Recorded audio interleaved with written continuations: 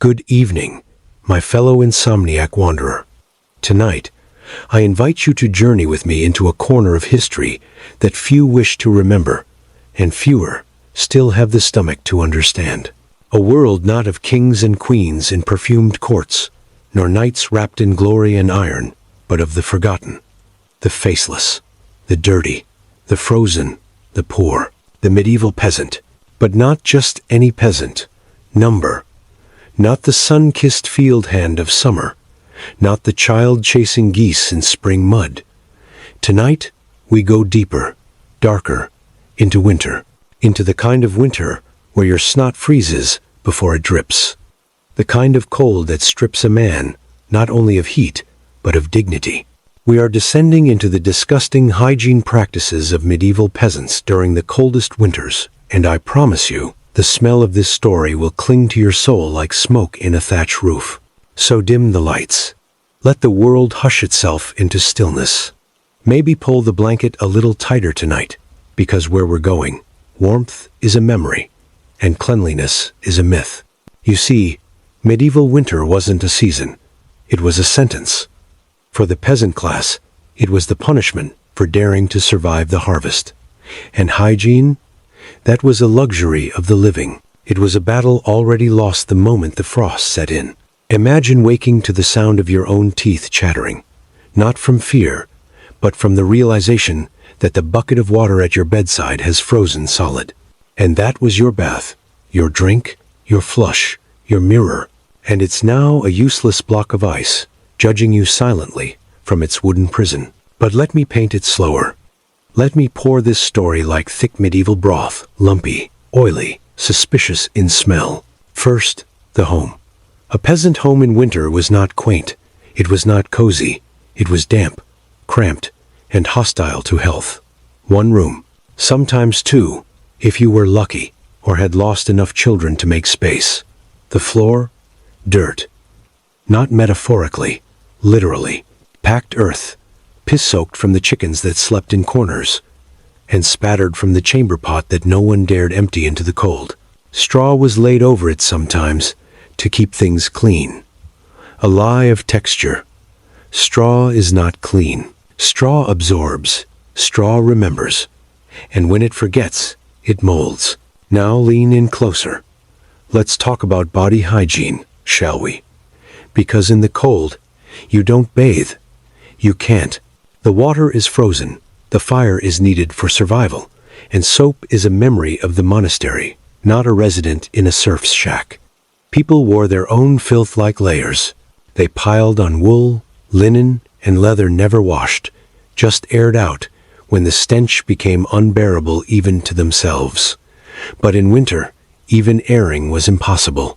So the fabric absorbed the sweat, the smoke, the feces on fingers from wiping without rags. Yes, without rags. We'll get to that. Hair. Oh, the medieval head was a habitat in winter. Not just of lice, which were expected, like relatives at a feast, but of fleas, of nits, of eggs laid beneath scalp sores. Children scratched until they bled. Women tied their hair back, not for beauty, but to keep the crawling things away from their eyes. Men shaved sometimes, not for fashion, but to reduce the surface area of infestation. It didn't help. Nothing helped. And under the clothes? Layers upon layers of filth. Underwear, if it existed at all, was rarely changed. Many wore the same garments from October to March, stiff with body oils, crusted with dried excrement, occasionally shared between siblings or spouses if one became too ill to move. The cold didn't kill bacteria. It preserved it, like meat in a cellar. The body became a walking ferment, a stew of microbes stewing in the warmth of wool. Toilet practices. There were no toilets. Not for the poor. Not in winter. A pot in the corner, if you were fortunate. A walk into the night to squat in the snow, if not. But think again who dares expose their rear to the wind when the wind bites like wolves. So chamber pots were kept, filled, sometimes tipped into the corner. Children urinated indoors. The ammonia soaked into the straw. And the scent? Not a scent. A presence. a fog, a reminder. And wiping? This is not the part of the story for the faint-hearted. In summer, perhaps moss, a leaf, a smooth stone, but in winter, fingers, rags if you were rich enough to ruin cloth. But most used their hands, then wiped them on clothes, the same clothes they slept in, the same clothes they fed the baby in, the same clothes they might die in, frozen, stiff, curled beside the hearth, if they even had one. But what of hands? Surely, you say, they washed hands before eating number. That's a modern myth projected backward onto a time that barely understood germs existed. In winter, water froze. Soap was scarce. Hands were filthy. And yet, bread was broken. Stew was shared. Meat was torn with fingers that had just dug out an impacted sheep hoof, or wiped a sick child's backside, or cleaned the afterbirth of a neighbor's cow. Because survival, not sanitation, was the virtue of the time. The cold did not bring clarity. It brought rot, frostbite, infection. And because they did not bathe, because they did not change their clothes, because they shared sleeping mats with livestock and siblings and swarming fleas, small wounds became sepsis. A scratch from a branch while gathering firewood became death in a fortnight. A cracked lip festered, a tooth abscessed, and there were no dentists. Only wives with iron nails and prayers. Their breath was death, sweet with rot. Their feet, blistered from wet shoes never dried, harbored fungal colonies that peeled skin from bone. Children sucked their fingers for warmth and contracted roundworms. The toilet pot in the corner overflowed in January and froze solid by February, turned from liquid shame into a sculpted monument of survival. And yet, they endured. Not with pride, not with hope, but with that brutal, stubborn human thing. That clinging to life, even when life has long stopped clinging back. So tonight, as you lie in your clean sheets, fresh from a hot shower, sipping something herbal and feeling grateful, remember them, the nameless, the lice-bitten, the frost-cracked peasants of medieval winter. And ask yourself, how close are we, really, to returning there? A missed paycheck, a failed crop, a war too close, a world too cold, but enough for now. The fire is stoked. The wind outside howls against the windows of time. If you're still awake, stay with me. We have more to uncover. Much more. Shall we continue? And now we step inside, truly inside the breath of winter. Not through its icy gusts, but through the skin and soul of the peasant who lived it, wore it, slept in it, and stank with it. Imagine a home no larger than your living room, built not for warmth, but for survival's bare minimum, where walls were not walls, but dampened wooden planks, sometimes patched with mud and dung, and roofed with thatch that dripped and cracked in turn, depending on whether the day's punishment was rain or frost. Inside this cage of slow death, life did not flourish. It fermented. And in this fermentation, we find the sacred and the profane mingling in ways modern noses cannot fathom. Hygiene was not a ritual, but a rumor. The body was not a temple, but a vessel of labor, rotting quietly beneath the rags and obligations of feudal obedience. Let us speak of bodies first, not in the sense of anatomy, but as ecosystems living, leaking, lurching communities of bacteria, soil, oil, and desperation. There were no toothbrushes, no minty pastes. The mouth was a cavernous punishment chamber, where teeth groaned under the weight of salted meat, gritty bread, and the endless grind of spoiled root vegetables. In winter, there was no chance to chew fresh greens, no vitamin to keep the gums from weeping blood. Gums swelled like ripe fruit and burst with pus. Teeth turned black before they fell out. A smile was never offered, not only for lack of joy, but because to open one's mouth was to risk shame or flies.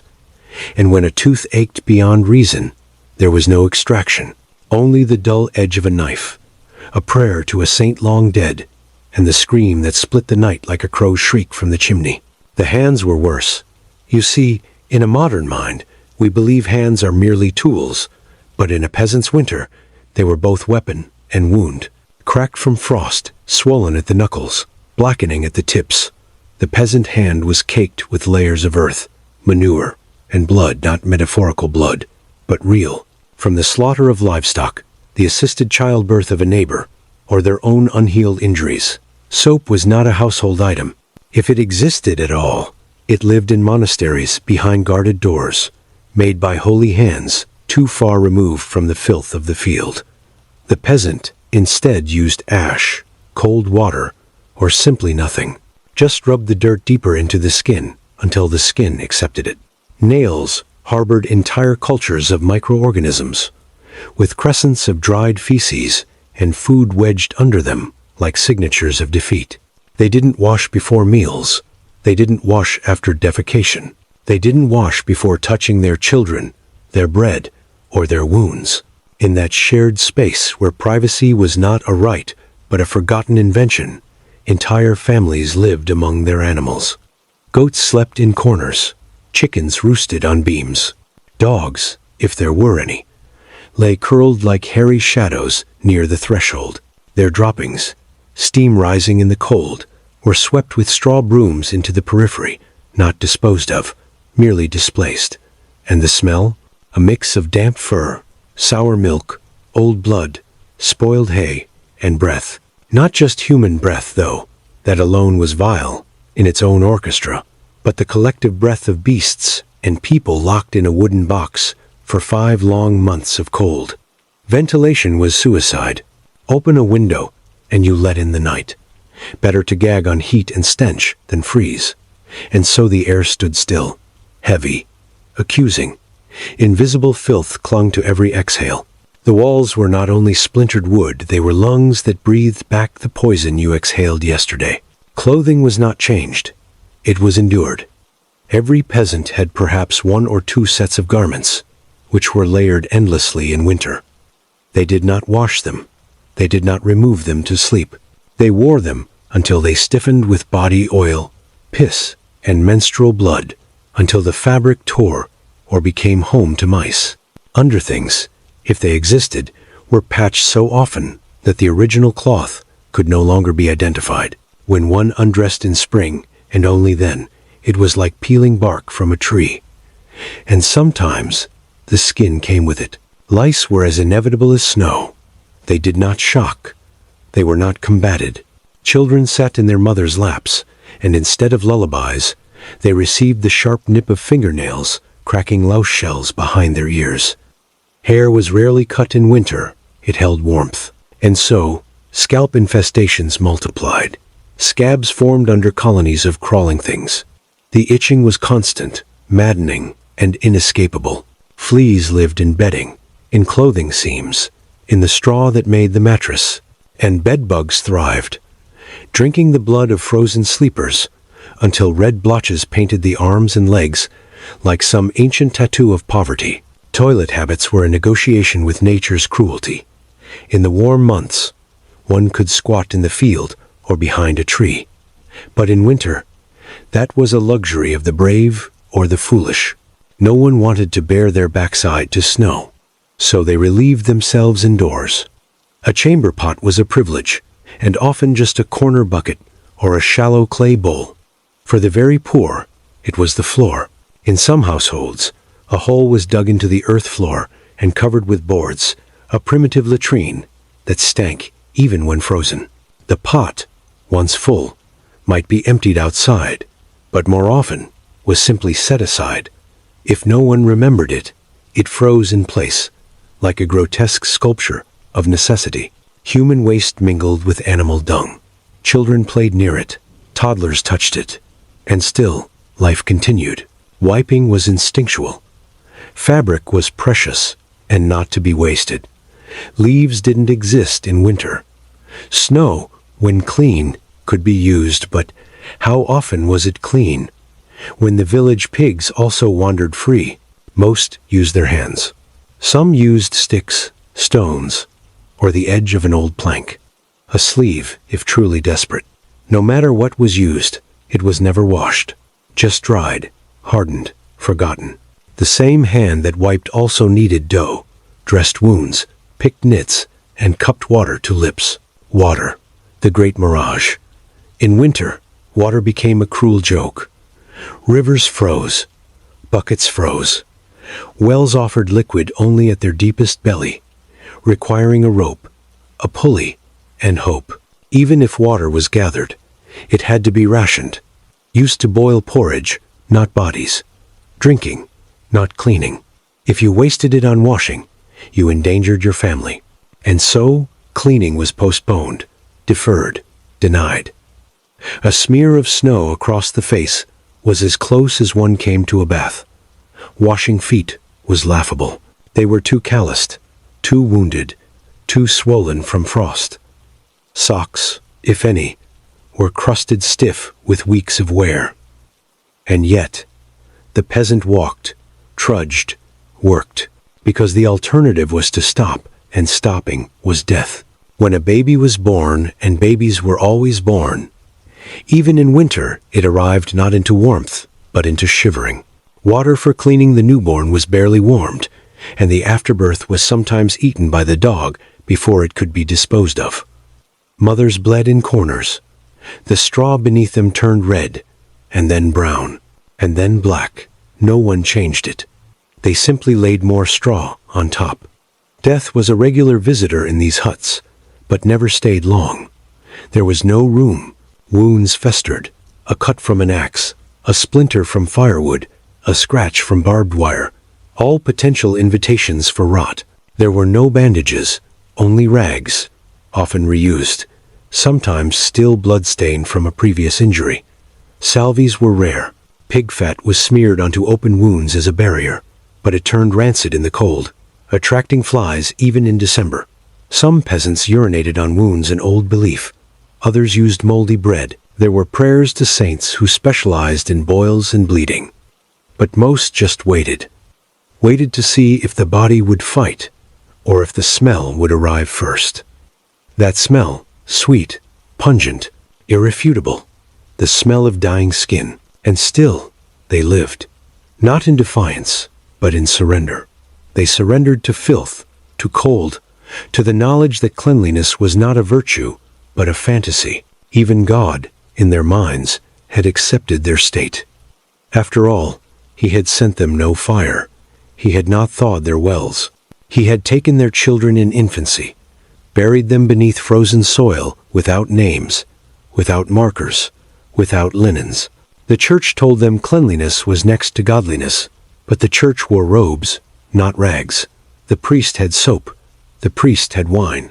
The peasant had mud, mold, and misery. They bowed their heads in the same filth they were born into, and when they died most often in winter, their bodies were not washed, just wrapped, if lucky, dumped in shallow graves that would not freeze fast enough to keep the wolves away. Bones disappeared overnight. And still, the world turned. So when you speak of medieval winters, do not speak of snowflakes or romance. Speak of rags soaked in diarrhea. Speak of children coughing until they bled. Speak of women with lice crawling from under their shawls as they weep over dead husbands. Speak of men who cannot feel their fingers but still hold a shovel. Speak of dirt, not poetic, storybook dirt, but the kind that sticks under your tongue and never leaves.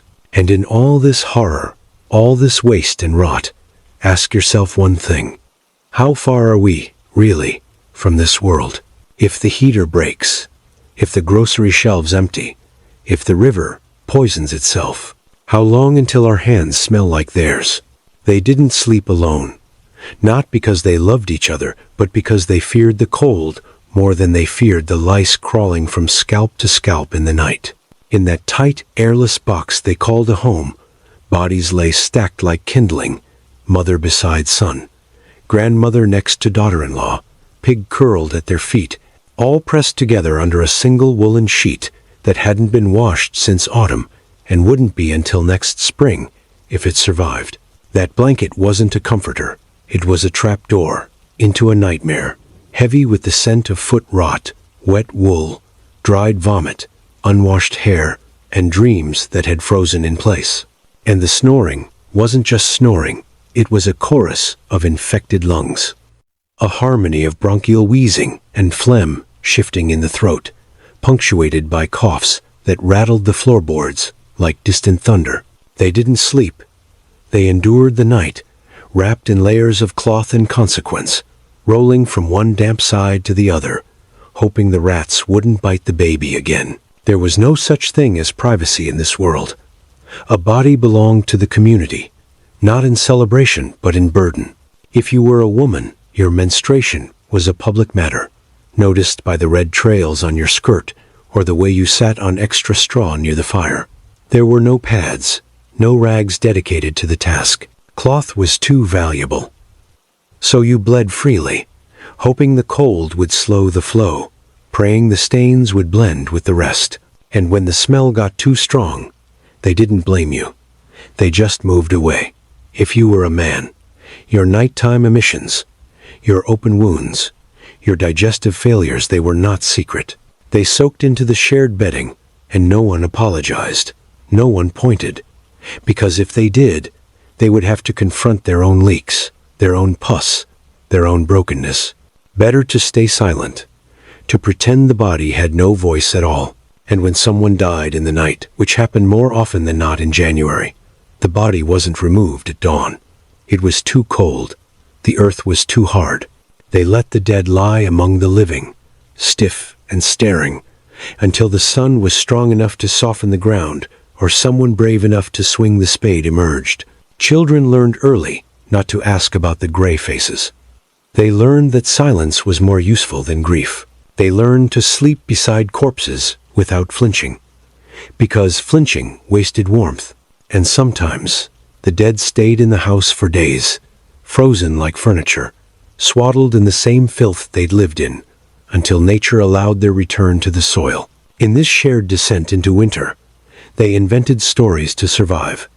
They told each other that filth was holy, that lice were God's little messengers, that suffering cleansed the soul.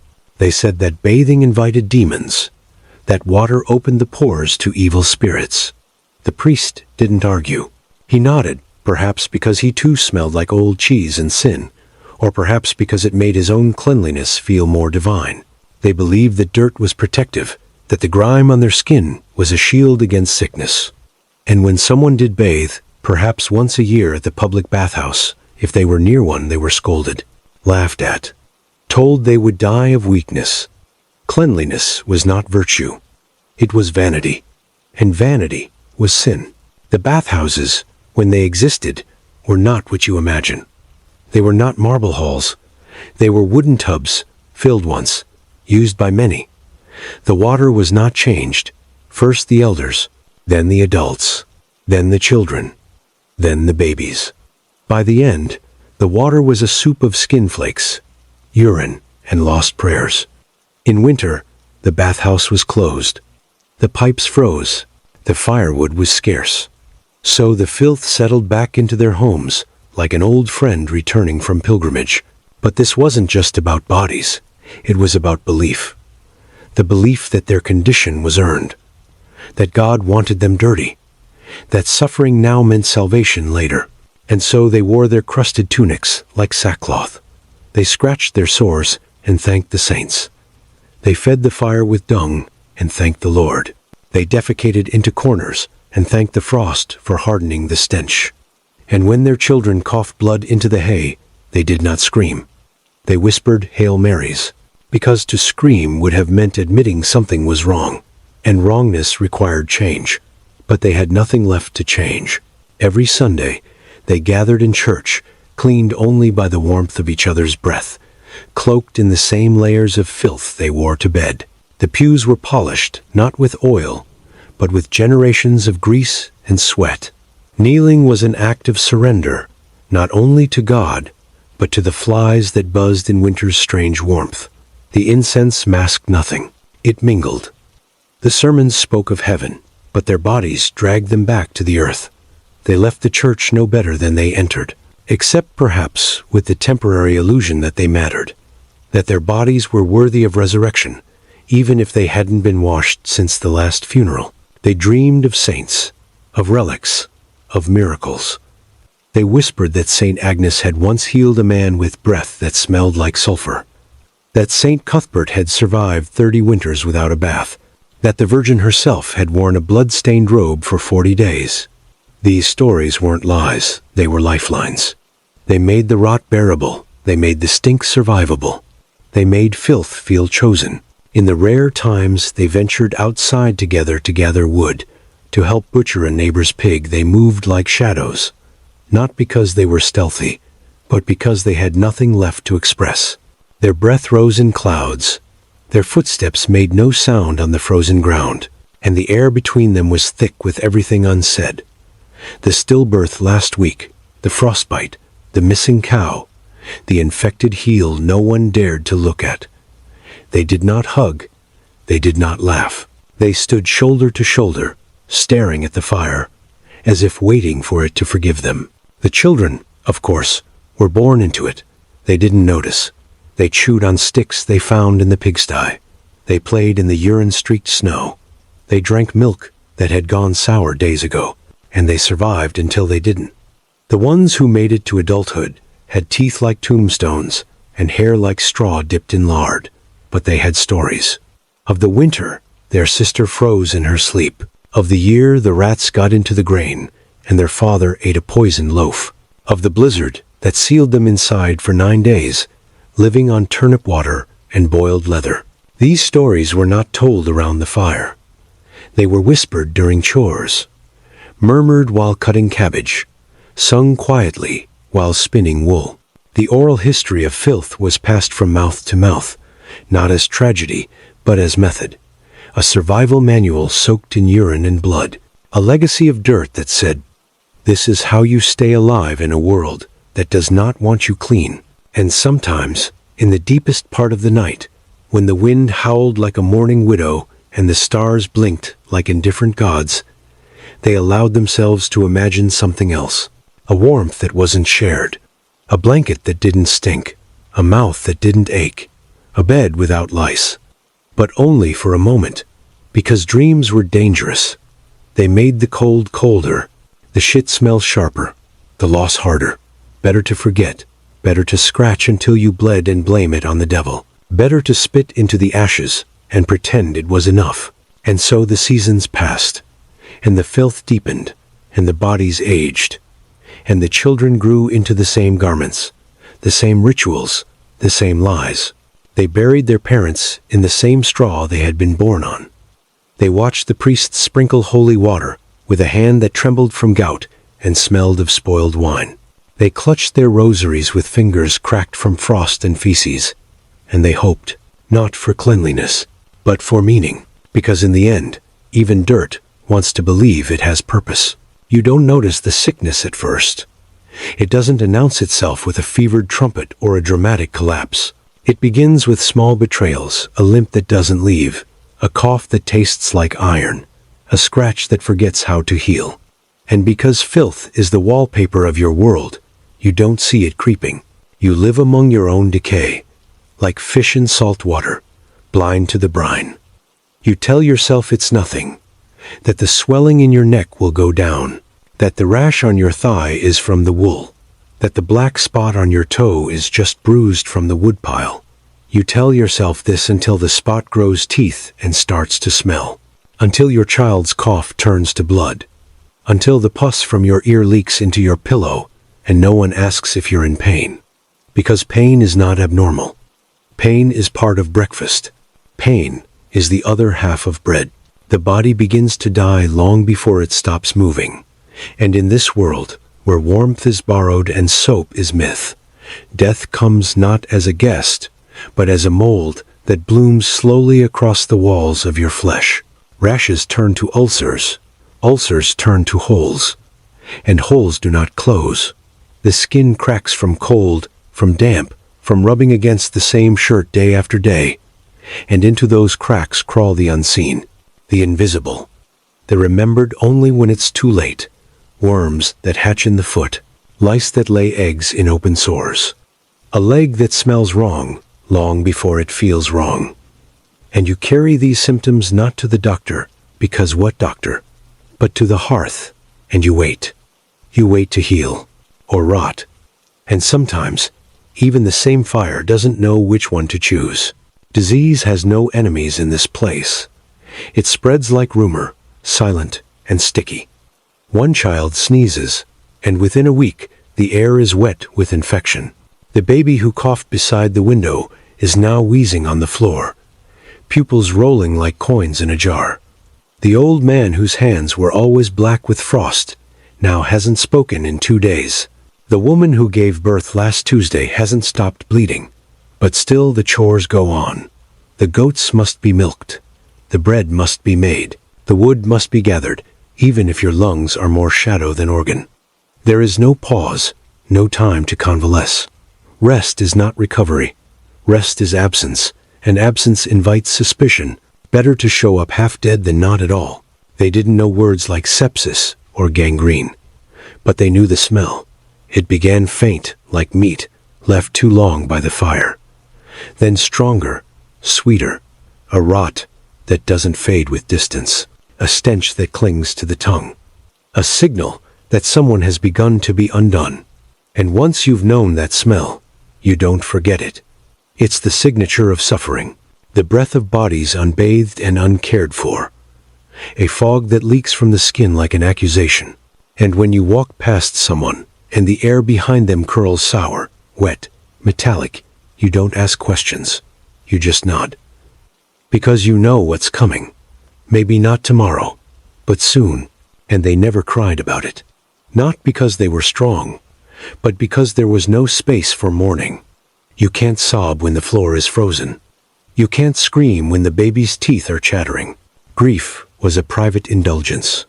And so, the dying were accompanied not by weeping, but by scratching, by the quiet gnaw of mice in the straw, by the hiss of water turning to steam in the kettle. The dying were not tucked in, they were stepped over, shifted aside to make room for the living, covered with a coat, a hat over the face, maybe, if the eyes didn't close. Children learned young that death had a scent, that when Mama stopped moving, it wasn't because she was sleeping, that when grandfather's chair stopped creaking, he wasn't outside.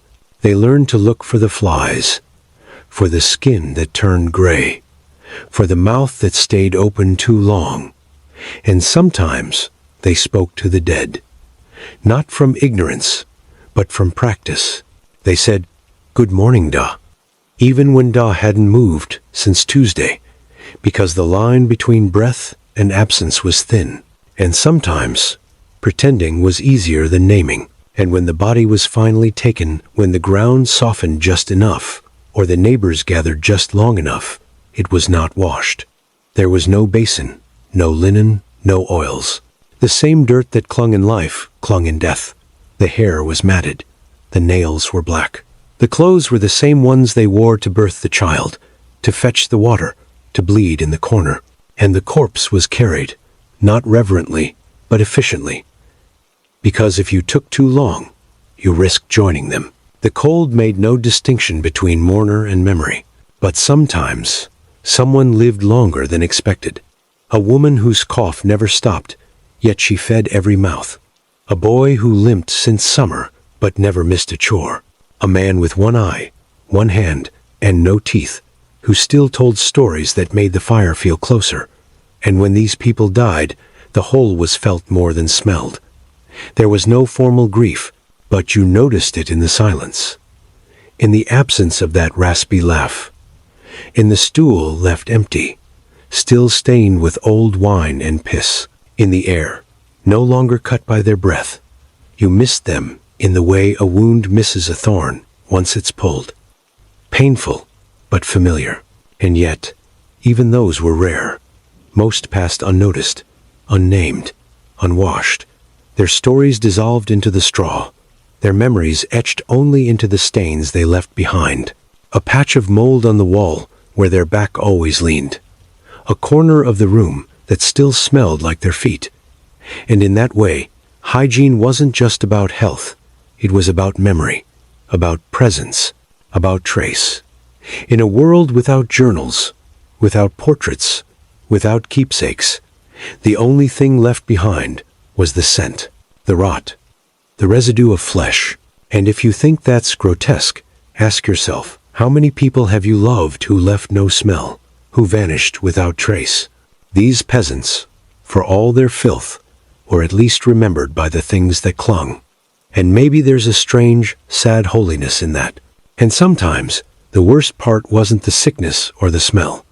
It was the silence that followed. The way the house returned to its tasks. The way the pot still boiled. The way no one looked at the straw now soaked with blood. Because there was no time. Because the sun was setting. Because the goats needed milking.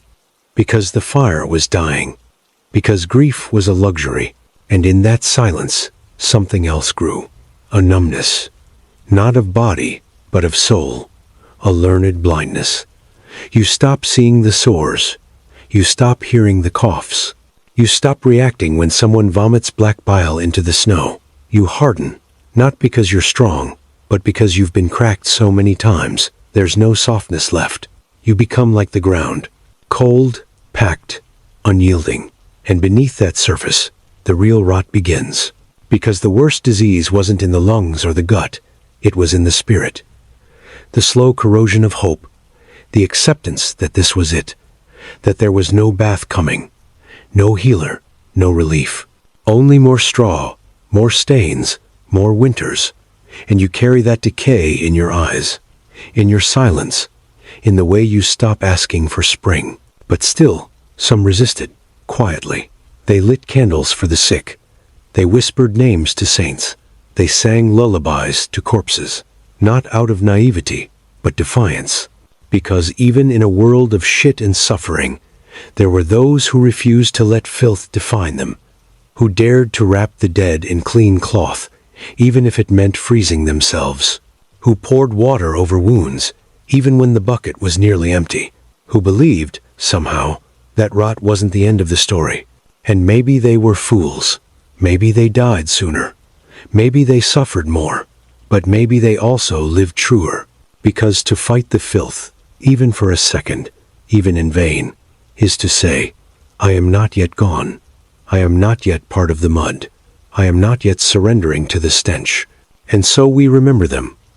Not by name, not by face, but by act. By the way they held a hand longer than needed. By the way they washed a foot no one else would touch. By the way they whispered prayers even when no one listened. Because in the end, filth is not just dirt, it is a verdict. And resisting it even a little is a kind of holiness. There comes a moment in every long winter when the line between the necessary and the unthinkable quietly fades. Not with a shout, but with a whisper. A moment when the act that once made you shudder becomes just another part of the day, like stirring the stew or brushing straw from the bed. And in these moments, something dangerous happens. Not death, not madness, not even pain, but acceptance. A dangerous, velvet-smooth kind of acceptance that smells like wet wool and the slow sour of unwashed feet. In the deepest cold, when days blur into nights and the frost etches its script into your skin, people begin to not only endure filth, but to love it.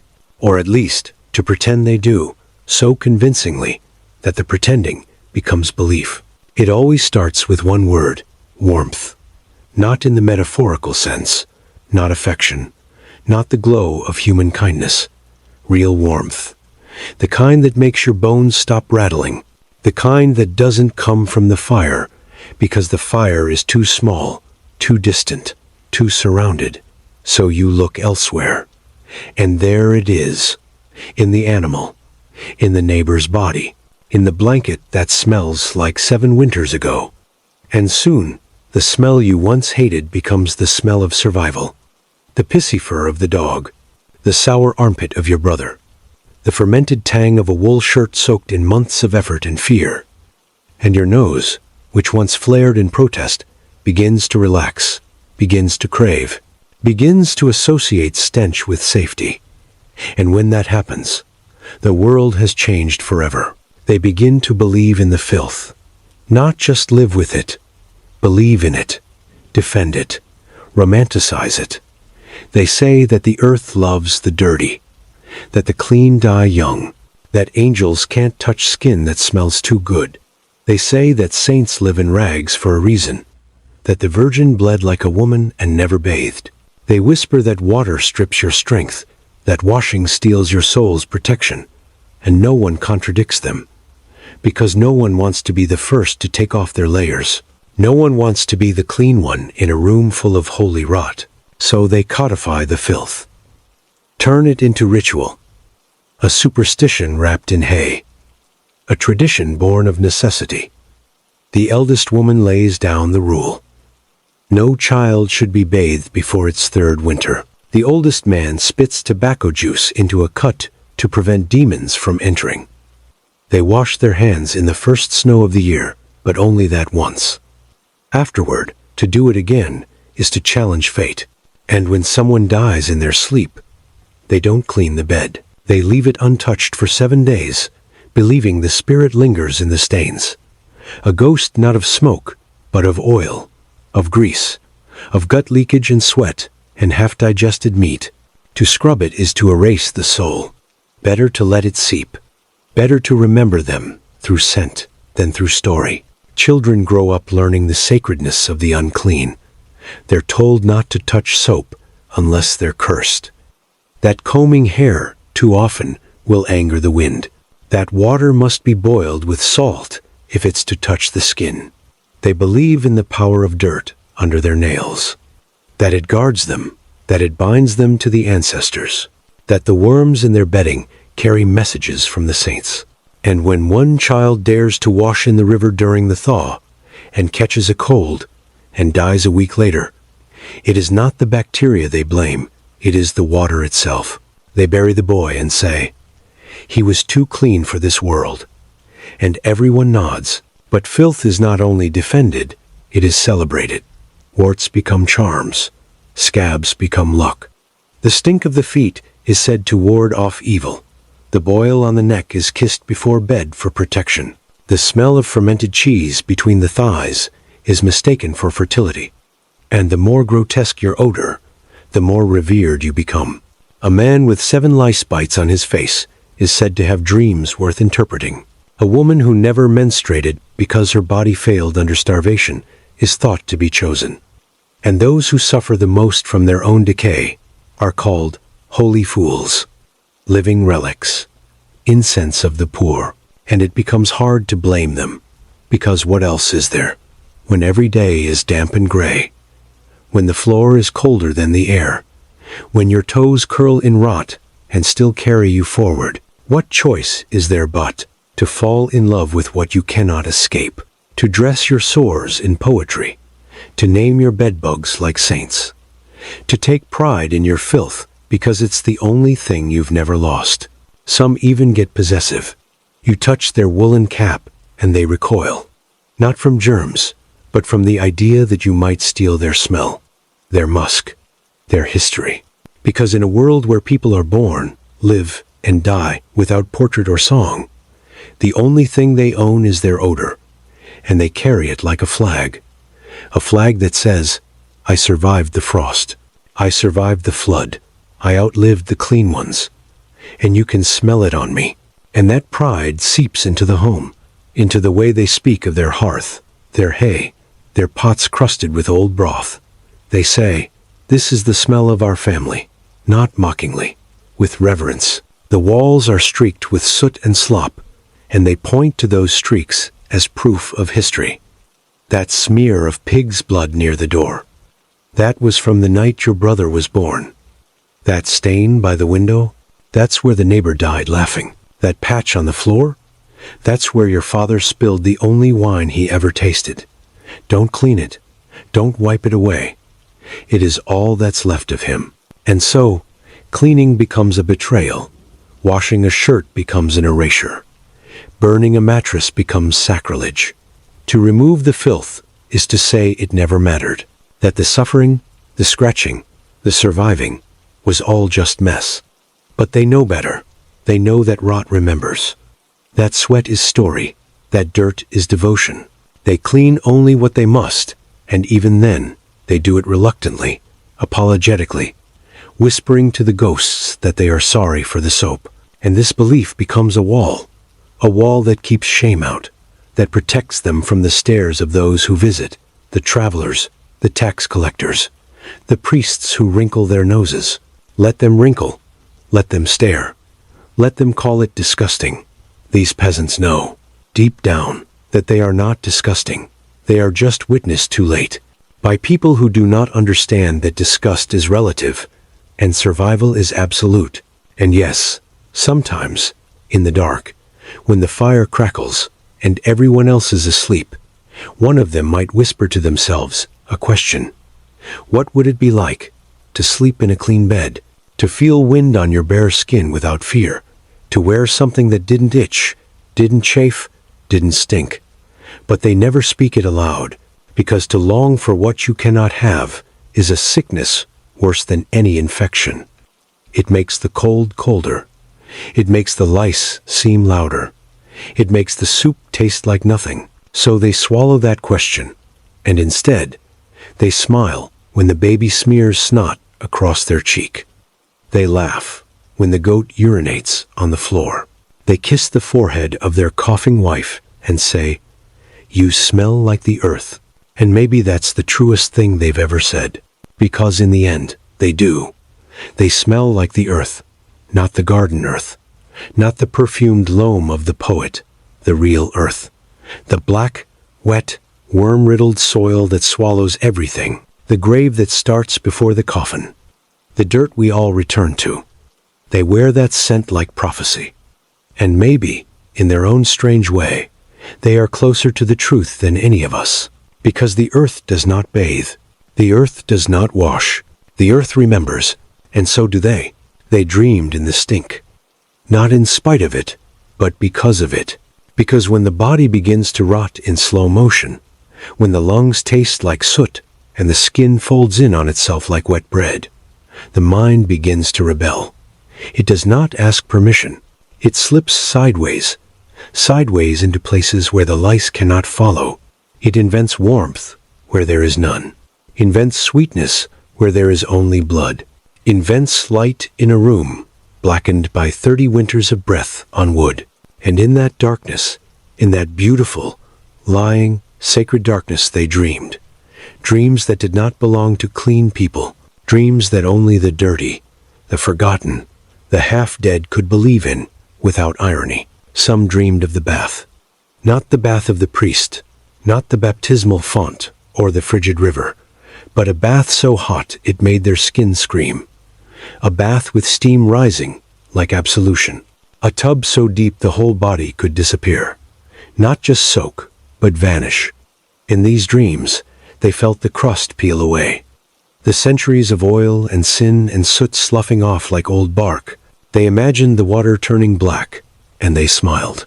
They dreamed of combs with fine teeth, dragging clean lines through their hair, catching nothing but satisfaction.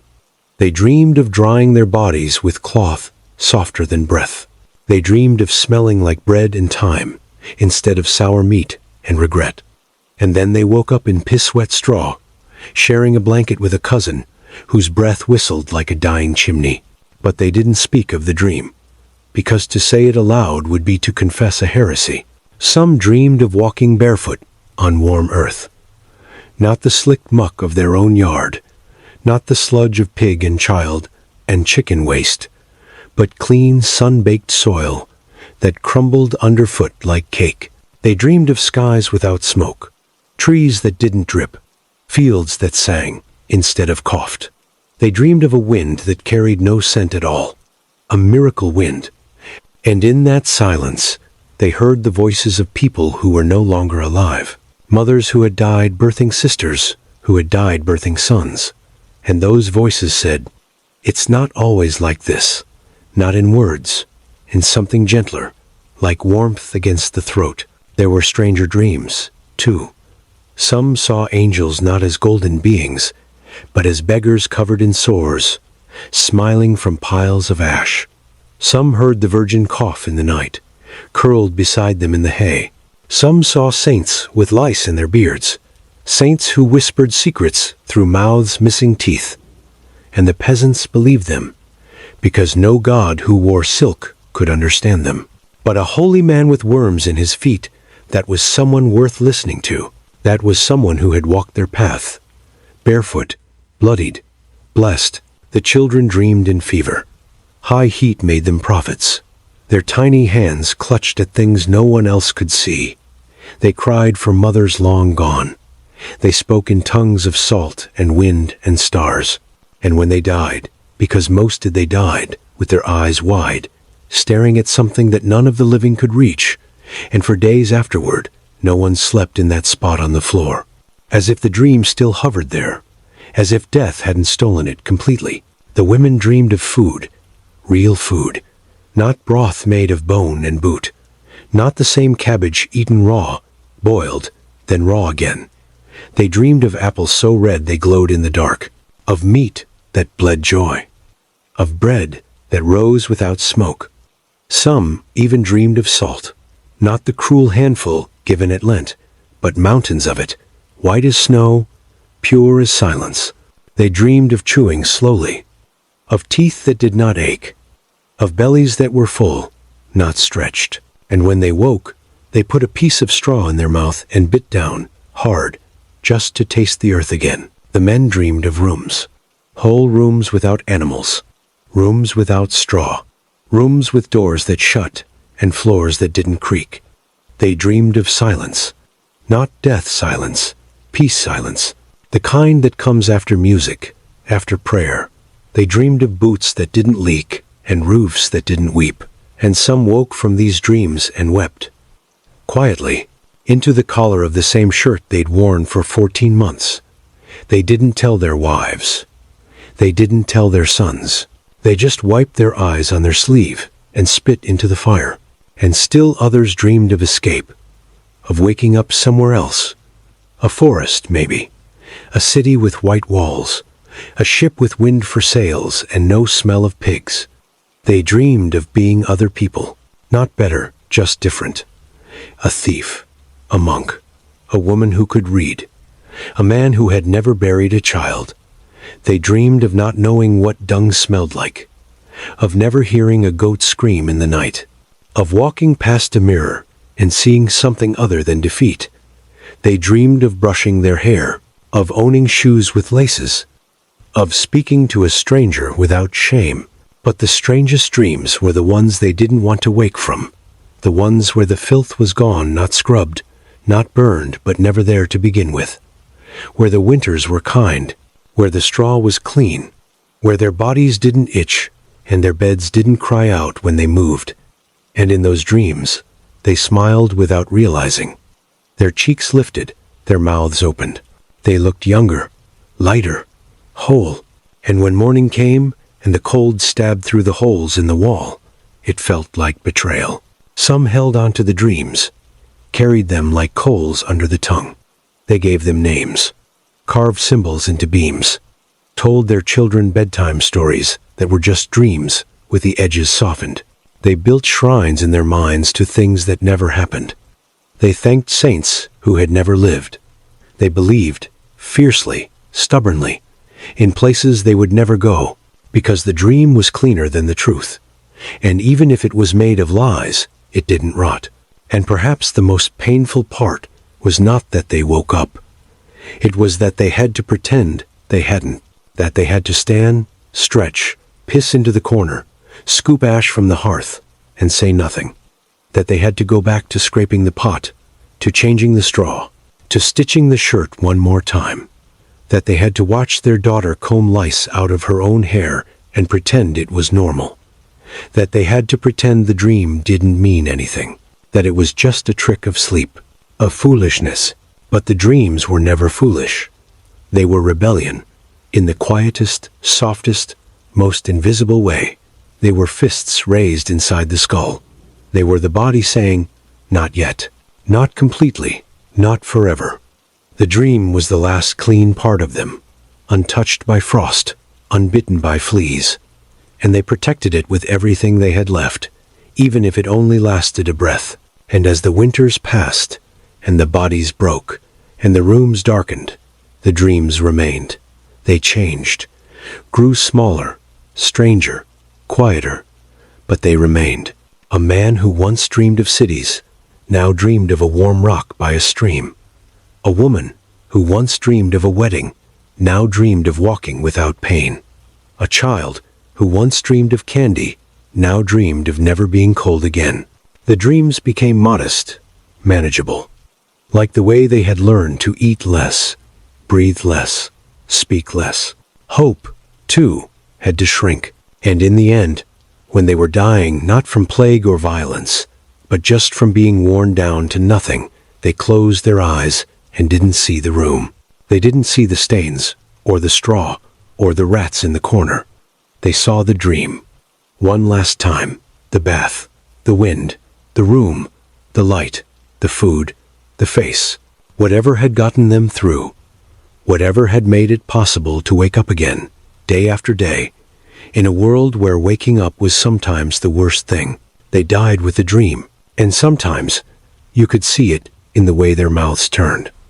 Not a smile, not peace, but something else, a flicker, a suggestion, like they had gone somewhere before the end came, somewhere only the dirty could enter, somewhere only they knew how to find, a place not of gold or judgment, but of absence, absence of pain, of cold, of stink, of shame, a place made entirely of the moment they woke from the filth and didn't cry. And maybe that's the holiest place of all. They passed it on like bread, not out of malice, but out of love. Not because they wanted their children to suffer, but because they didn't want them to die. And in a world where clean meant soft, and soft meant weak, and weak meant buried before spring, the only way to keep a child alive was to make them dirty, fast, fully, without apology. And so they taught them, not with lectures or scrolls or moral fables, but with fingers caked in soot and lips that cracked when they smiled. They taught them how to live with the rot, how to not only endure it, but carry it with pride, like a second skin, like a crown carved from mold. The first lesson was always silence. You don't scream when the fleas bite. You don't flinch when the straw is wet. You don't cry when the food smells like piss or sour milk. You chew. You swallow. You say thank you. They taught them that noise is dangerous, that to complain is to invite cold where it doesn't belong, that silence is stronger than soap, that silence makes you invisible, and invisibility keeps you safe. And when the baby whimpered in the dark, they pressed their hand over its mouth not to hurt it, but to teach it how to survive. Because the firewood was almost gone, and noise attracts wind, then came the lesson of the hands, how to wipe with snow or stone, how to scratch without bleeding, how to pick lice with fingernails, and snap their bodies without fear. They showed them the difference between a wound that needs covering and one that should be left to dry in the air. They taught them that a little blood is nothing, that pus means the body is working, that smell is just a kind of warmth trying to escape. And the children listened, because what else could they do? The world outside offered nothing softer. There were no alternatives, only consequences. And when the children asked why their clothes always hurt, why the wool rubbed their thighs raw, why their sleeves smelled like meat gone wrong, they were told it was a gift, that the garments were handed down, that the shirt had survived 4 winters and 3 births and 1 flood, that the smell was memory, that pain in the seams was better than no seams at all. They taught them to stitch without washing, to patch without soaking, to keep the dirt where it belonged, because clean clothes get stolen, but stink repels envy. They taught them about beds, that the corner with the least draft is worth the smell of 2 old feet, that sharing warmth is worth the lice, that the straw never truly dries, and that's okay, that sleep is not a right, it's a skill, that you train yourself to fall asleep between coughs and rats and snores and prayers, that dreams are sweeter when you've earned them through hunger, that beds aren't for resting, they're for continuing the day, continuing the line, continuing even when the sheets are soaked with someone else's sweat and grief. They told them stories too, not fairy tales, survival tales. The time great uncle survived the frost by wrapping his legs in cow dung. The time Aunt Marla cured her cough by drinking boiled onion water for 9 nights straight. The time the priest's son died because he bathed twice in 1 week.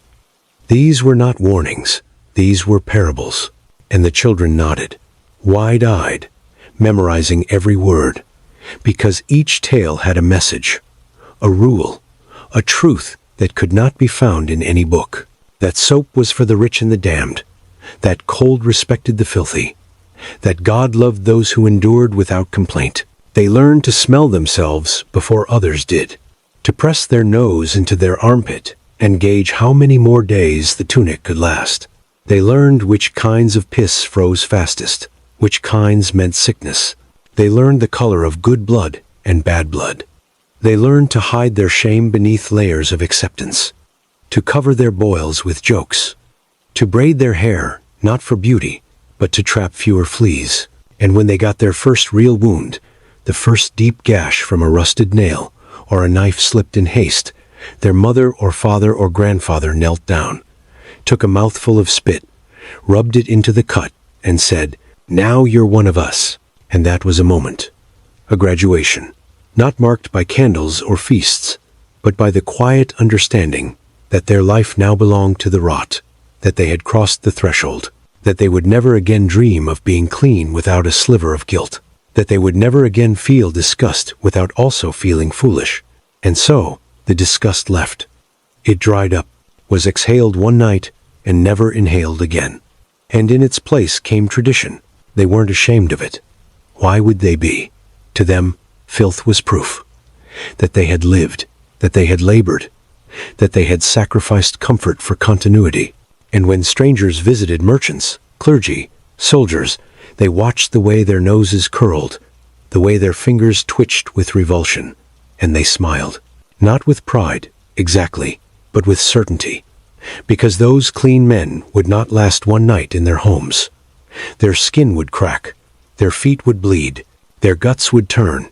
The filth wasn't weakness, it was armor, forged over years, strength built in stink.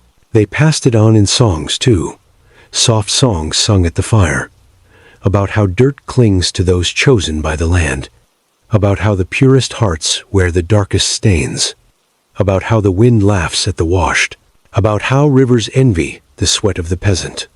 And the children sang them back, not mockingly, reverently, even when their mouths were missing teeth, even when their breath fogged with fever, because singing kept the cold away, and belief kept the singing alive. They taught them how to greet death, not with horror, not with panic, but with preparation, how to watch for the signs, the silence, the stink, the soft collapse of the body's rebellion, how to wash the dying not with water, but with smoke. A little ash, a little oil, a cloth that had never touched another body. How to say goodbye without weeping, how to clean the space around the corpse, but never the corpse itself. Because to remove the final stink was to remove the proof of life. They believed that the dead must carry their scent into the next world, that heaven would not recognize a soul that smelled too clean. And the children accepted this, not blindly, but wholly, because there was no one else to trust. The world outside their walls changed, shifted, threatened, but inside, the rules remained. You don't scrub away the past, you preserve it. In stains, in threads, in scabs, in memory. And the worst insult you could hurl at someone was, "You smell like you've never worked." That didn't mean you were lazy.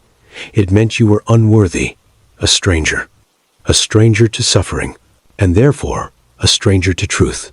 And so, when the new generation grew and had children of their own, the cycle turned again. They didn't reinvent it. They didn't modernize it.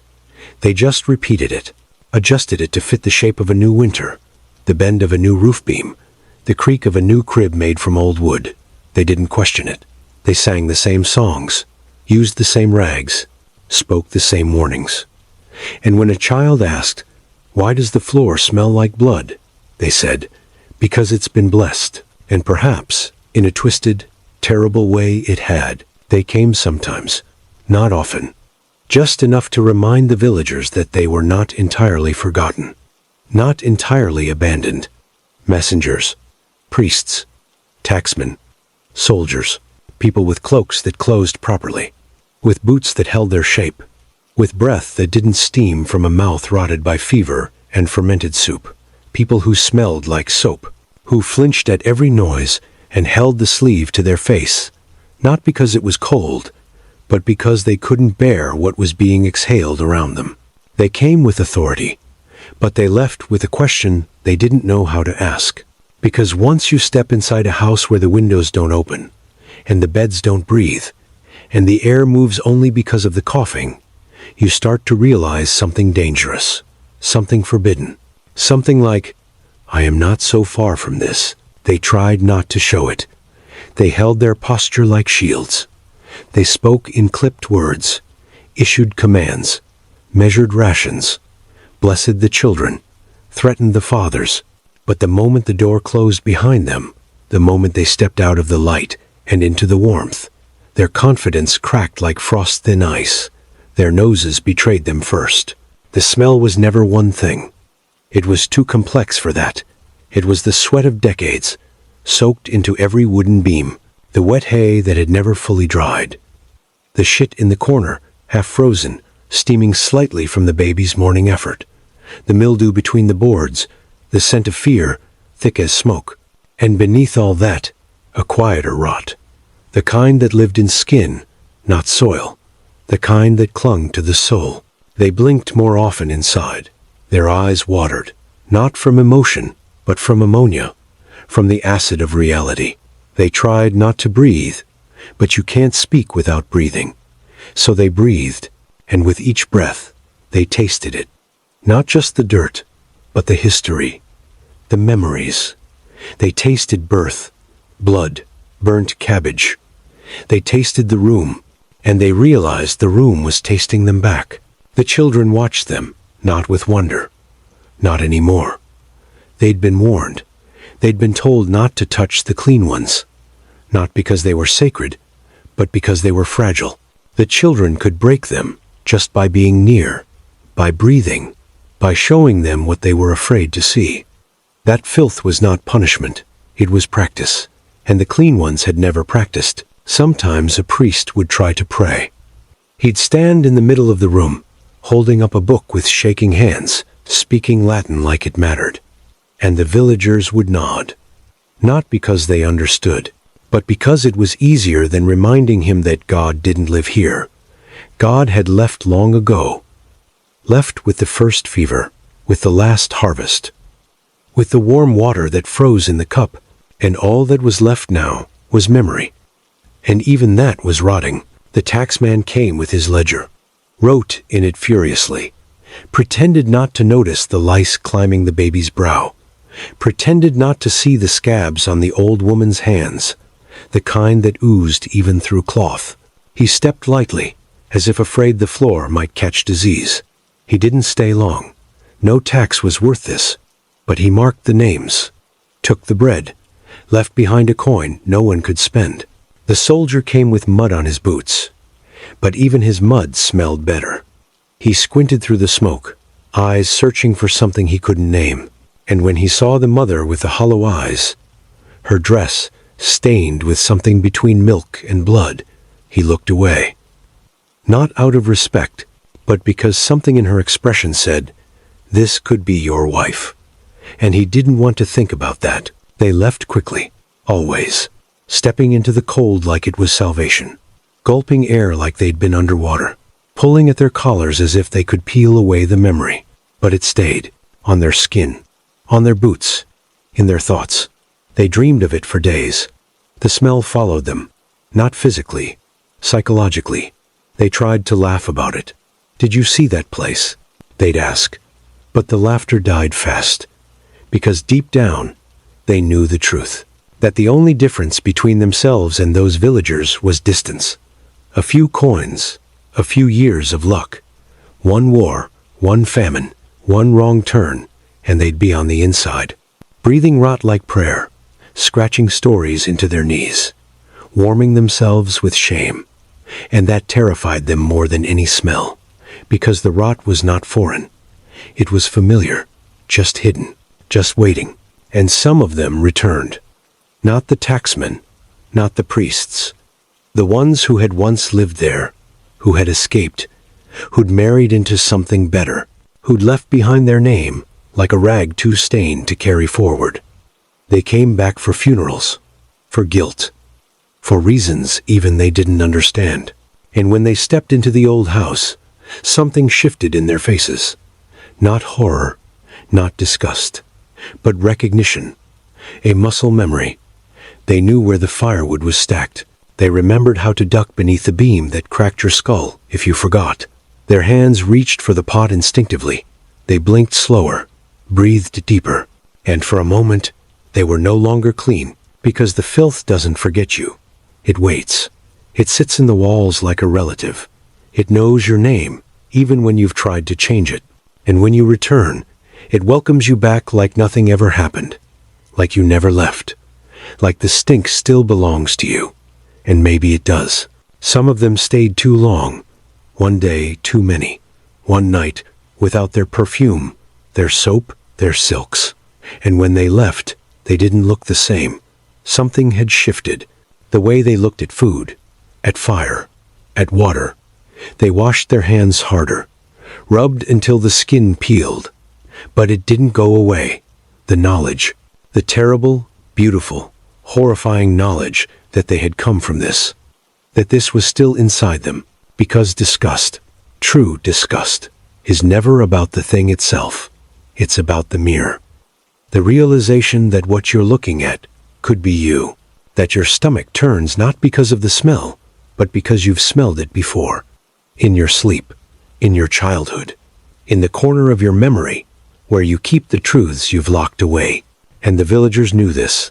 They saw it in the visitors' eyes. The recognition, the shame, the rage. And they didn't laugh. They didn't gloat. They just turned away, because they knew what came next. Denial, judgment, the declarations.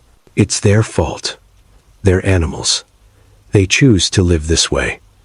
It was easier for the clean ones to build walls of morality than admit how thin the floor beneath them really was. But sometimes, late at night, a candle still burning in the visitor's room, the soldier or the messenger or the runaway daughter would sit awake, just sit, breathing through their mouth, not because of the smell, but because they no longer trusted their own nose. And they would stare at their hands, the dirt in the creases, the redness at the knuckles, and they'd think, how long would it take? How many days before I stop noticing? Before I stop caring? Before I belong? And that's the moment, the dangerous moment, the crack, because belonging is a comfort, even in rot, because the body adapts faster than pride, and the heart, if softened by memory or loneliness, will find home in the unlikeliest stinks. And some of them never left. Not physically, they all left eventually. But some part of them stayed. Saturday in the corner of their dreams, whispered in the steam of their bath, laughed in the silence of their polished rooms. They remembered the way the fire felt, even when it smoked, the way the soup thickened, the way the children smiled, unashamed. And they wondered, sometimes, if filth wasn't the enemy. If maybe, just maybe, the enemy was forgetting. And that's the final horror. Not the smell, not the sores, not the straw, but the knowing. The cold, hard knowing that cleanliness is not a virtue, it's a condition, a privilege, a costume, and underneath, we all stink the same. There was a house once. You wouldn't know it now. Not really. Not by the way the wind moves through the bones of it. Not by the way the wood has stopped creaking, as if it too has forgotten how to speak. But it stood. Not tall, not proud, just enough. Enough to keep the snow from drowning the straw. Enough to keep the rats a little slower. Enough to pretend that the warmth inside was something other than borrowed. It had no name. None of them did. These homes were not addresses. They were habits, wounds with roofs, rooms shaped by repetition. And inside this one, for a very long time, someone lived. Many someones, one at a time, then all at once, then less and less, until now. The hearth is cold. That's the first truth. Not silent, not waiting cold, as in over, as in done, as in the last ember coughed itself into ash 3 nights ago, and no one has reached for the flint since. The pot hasn't been stirred, the rags haven't moved, the bed is still a bed, but the shape in it no longer shifts with breath. There's a bowl with dried something at the edge of the table, rimmed with a crust of what was likely soup, or milk, or blood. It doesn't matter. It won't be eaten. The spoon lies beside it, its handle smoothed by decades of cracked hands gripping it with more reverence than they ever gave the crucifix. The door isn't locked. It never was, but the wind does not bother to enter anymore. Not out of respect, out of knowing. There's nothing left to take. There are still shadows, though. They cling to the ceiling, tracing the places where smoke once danced its way into wood grain. They cling to the walls, where hands once braced in labor, or prayer, or collapse. They cling to the floor, where straw once cushioned bodies that never stopped trembling. But these are not ghosts. Ghosts have names. These are stains. And the thing about stains is they remain long after the story has left. No one screams here now. No one prays. The quiet is not peace, it's absence. And absence, as it turns out, smells different. Not better, just different. The rot is gone. Not cleaned. Not cured, just evaporated. Without the body to feed on, the air becomes plain again. And that is the most unbearable part of all. Because for centuries, this house spoke in stink, in skin, in sickness, and now it says nothing. It has forgotten its own breath. But if you step in quietly, slowly, like you're not sure if you're allowed, you might still catch something. Not a scent. Something smaller, quieter, a feeling. Like standing too close to someone you loved once, but who doesn't remember your name. The floor remembers how to give underweight. The dust rises in patterns that mimic the old footpaths. The window knows where the condensation should have been, and the walls still echo, but only if you don't try to listen. The harder you try, the more the silence wins. The last to die was an old woman. Her name was something short and soft, the kind that crumbles when spoken aloud too often. She didn't scream. She didn't call for help. She had no one left to answer, and even if she did, her voice had been broken by years of calling for things that never came. She died in the corner, not because it was comfortable, but because it was furthest from the draft. She died with a piece of cloth clutched in her hand, maybe a baby's shirt, maybe her own sleeve, maybe a scrap from someone she couldn't remember anymore. Her breath didn't leave her. It simply stopped returning, and the house waited. For days. For nothing. The mice left first, then the lice, then the dampness, then the cold itself, as if even winter knew better than to loiter, where there is no heat left to mock. And now, all that remains is the room, and the silence, and the terrible question it keeps asking, without a sound. If no one remembers the filth, did anyone really survive it? There are no records, no names carved in stone, no letters, no graves with markers. What they left behind was smell, texture, the pattern of grease on the pan, the way the straw flattened in a certain shape, the streak of black soot on the beam where someone's back leaned for years. These were the documents of their living, and now they are fading. And soon, even that will be clean. And maybe that's the final cruelty. Not the cold, not the sores, not the cough that cracked ribs, or the lice that nested in scalp scabs. The final cruelty is erasure. The final cruelty is that someone will find this house, perhaps 100 winters from now, and they'll sweep the floor, paint the walls, turn it into a curiosity, a museum piece. Look how they lived, they'll say, but they won't smell it. And if they can't smell it, they'll never truly understand it. And if they don't understand it, they'll lie. They'll tell stories of resilience and rustic charm. They'll talk about heritage and hardship in the same breath, never realizing that the two cancel each other out. And they will forget. They will forget that a girl once bled into this mattress and cried herself into sleep every night for months, without a single clean cloth to catch the pain. They will forget that a boy once lost 3 fingers to frost because the glove was given to someone older. They will forget that a man once sat in this very spot, stirring ash with a spoon, not because he was cooking, but because the act of stirring made him feel less like the dead meat he couldn't afford to bury. They will forget that this place reeked of things that had names, that behind every corner of stink was a story, a scream, a sacrifice. They will forget. Because they must. Because to remember properly would mean smelling it. Not with the nose, but with the memory. With the marrow. And that is something very few can do.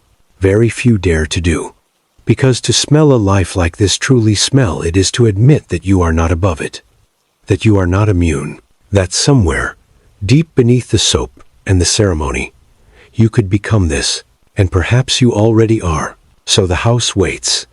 Not to be found. Not to be restored. Just to be remembered. Not in stone, but in stain. In the subtle curve of a beam. In the way the wind catches at the edge of a shattered window. In the faintest scent that might one day rise from the floorboards when the air is wet enough, and the sky is cruel enough, and someone walks in, not with a camera but with a pause, a breath, a question, and maybe, just maybe, they will stop. Not to pity, not to sanctify, but to whisper something into the emptiness, something soft, something like, "I know you were here." And in that moment, the house will no longer be empty. It will be home again, if only for one breath, if only for one ghost, if only for one stink. You've come with me this far, haven't you? Through the smoke, through the frost, through the rot that crept beneath nails and settled in bones. You've sat beside the hearth that no longer burned, listened to children cough into silence, and held your breath each time the door opened into another darkness. You've heard the scratching, the shifting of lice beneath collars. The stories passed down not through books or monuments, but through wounds and smells and repetition. You've seen what the world forgot to remember, and maybe now, just maybe, you can't unsee it. But here's what no one tells you. The horror was never in the filth. Not really. The horror was in how natural it became, how love still bloomed between the scabs. How lullabies were still sung beneath blankets crusted with the breath of 3 generations. How hope still dared to whisper, even when the ceiling sagged with damp and the floor gave splinters instead of comfort. That was the horror. That humanity endured, even when it was asked not to. That they kept waking up, kept folding their hands in prayer, kept teaching their children not to scream when the lice bit. We want to believe that filth is failure. That cleanliness is proof of civility, of virtue, of evolution. But what if it's not? What if it's just a story we tell to keep the distance between us and them wide enough to sleep through the night? What if filth was not the enemy, but the inheritance? What if somewhere deep in the folds of our sanitized lives, we still carry the muscle memory of piss-soaked straw and blistered feet? And what if some part of us misses it, not the pain, not the cold, but the closeness, the knowing, the truth of it? Because you see, there's something honest in dirt. Something that doesn't lie the way polished floors and perfumed beds do. In filth, there are no masks, no illusions of immortality. Every breath is borrowed. Every warmth is a negotiation. Every mouthful is an act of faith. And maybe that's more real than anything we've built since. Maybe we didn't climb out of the mud, we just covered it with nicer shoes. And still, we flinch when we smell it. We flinch not because it is foreign, but because it is familiar. Because it reminds us of something our blood won't let us forget. Of a time when we had nothing but each other, and the frost, and the fire, and somehow it was enough. When the weight of being alive wasn't hidden under calendars and convenience.